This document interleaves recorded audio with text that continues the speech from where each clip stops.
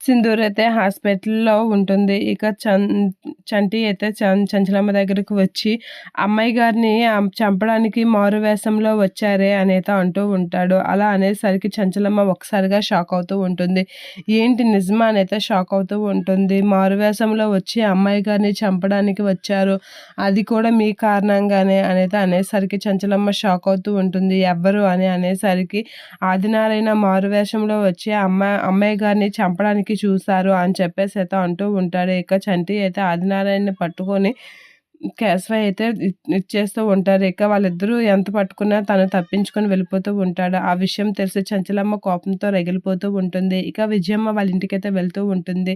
అలా చాలా కోపంతో తన దగ్గర ఉన్న గన్నును తీసుకొని వెళ్ళేది. విజయమ్మ దగ్గర వాళ్ళ ఇంటికైతే చంచలమ్మ వెళ్తూ ఉంటుంది. అలా వెళ్ళి ఆదినారాయణ అని గట్టిగా పిలుస్తూ ఉంటుంది. ఎక్కడ దాగున్నావు బయటికి రా ఆదినారాయణ అనే గట్టిగా అనేసరికి చంచలమ్మ కేకలకి విజయమ్మ అలివేలు అందరూ అయితే బయటికి వస్తూ ఉంటారు. "ఇక్కడికెందుకొచ్చావు?" అని చెప్పేసి ఆదినారాయణ చంచలమ్మతో అంటూ ఉంటాడు. అలా చంచలమ్మతో అనేసరికి నీ ప్రాణాలు తీయడానికి అని చెప్పేసి చంచలమ్మ అయితే గన్ షూట్ చేస్తూ ఉంటుంది. అలా గన్ షూట్ చేయగానే అందరూ షాక్ అవుతూ ఉంటారు. ఇక "ఆగు, ఆగు ఒకసారి విను చంచలమ్మ" అనేది అంటూ ఉంటాడు ఆదినారాయణ. "ఏంటి వినేది?" అని చెప్పేసి గన్ అయితే షూట్ చేస్తూ ఉంటుంది. అలా షూట్ చేయగానే వాళ్ళ నాన్న చేయికైతే తగులుకుంటూ ఉంటుంది. విజయమ్మ వాళ్ళ నాన్న చేయికి తగులుకునేసరికి అమ్మా అని గట్టిగా అంటూ ఉంటాడు. అయినా విజయమ్మ వదలకుండా గన్ షూట్ చేస్తూనే ఉంటుంది. ఇక చంచలం, విజయమ్మ వీళ్ళందరూ అయితే షాక్ అయ్యి అలా చూస్తూ వాళ్ళ నాన్న దగ్గరికైతే వెళ్తూ ఉంటారు. ఇక